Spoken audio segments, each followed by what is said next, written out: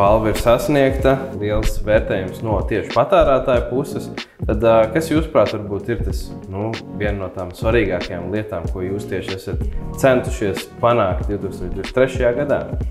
Mēs cenšamies pielāgoties klientiem. Mēs domājam ar tādu skatu uz nākotni, jo mēs saprotam, ka laiks mainās. Un, protams, ir savi ierobežojumi.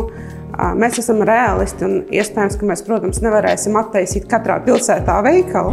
Tāpēc viens no jauninājumiem, ko mēs ieviesām pagājušajā gadā, bija Modena. Modena, tas ir mūsu sadarbības partneris, kas nodrošina iespēju pasūtījumu pielaiku uz mājām. Tāpēc klienti var pasūtīt preces uz mājām un tad atbilstoši izvēlēties. Mums, principā, tur ir 500 eiro, kas pienākas klientiem ar pozitīvu kredīta reitingu. Viņi šīs preces saņem, kaut kādas preces patur vai nepatur, atkarīgs no klientiem, un maksā tikai par tām precēm, kuras viņi ir paturējuši. Tāpēc praktiski veikals ir katra cilvēka mājās. Un manuprāt, tas ir lielākais sasniegums, tāpēc, ka ne visi veikali to spēj piedāvāt. Un mēs esam šo procesu izstrādājuši, lai maksimāli būtu ērti visiem klientiem, kas nav Rīgā, jo Latvija nav tikai Rīga. Varbūt ir kāds interesants atgadījums vai stāsts, kas noticis ir pagājušajā gadā, kas ir vienkārši kaut kas interesants, ko varbūt tāpat no malas skatoties uz jums neviens nebūtu dzirdējis. Teiksim, izpratne par to, ka strādā e-veikals, nedaudz nepilnīga, es teiktu, pircējiem. Tāpēc mēs gribējām parādīt nedaudz no iekšienes mūsu darbu un, piemēram, mēs Facebook lietotnē video publicējām, kur rāda procesu, kā notiek pakošana.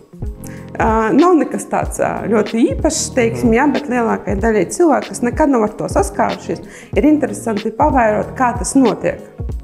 Un atbilstoši šim procesam arī mēs filmējām, kā šis cilvēks pako, plus tas pagaidām vairāk Igaunijā, bet iespējams, ka arī Latvijā kādu dienu notiks. Mēs arī aprakstām, teiksim, mūsu kolēģus, kas par ko atbild, kādas ir, lai būtu tuvāk pircējiem un saprastu, ka mēs neesam kaut kāds punkts tur tajā augstajā kalnā, teiksim, bet tas ir kaut kas tuvs un tā kā bez maz vai draugi, tāpēc, ka tu zini, ka šis ir, teiksim, personāla speciālists, viņu sauc tā un tā, viņi ir tādi un tādi hobiji. Mēs cenšamies vienkārši būt tuvāk cilvēkiem. Mēs uzklausām, mums ir atgriezeniskā saita, kuru mēs katru dienu skatāmies un pieejam katram gadījumam atsevišķi, jo, protams, nav jau tā, ka viss ir ideāli, bet svarīgi ir tā, kā tu tiec ar tām grūtībām galā.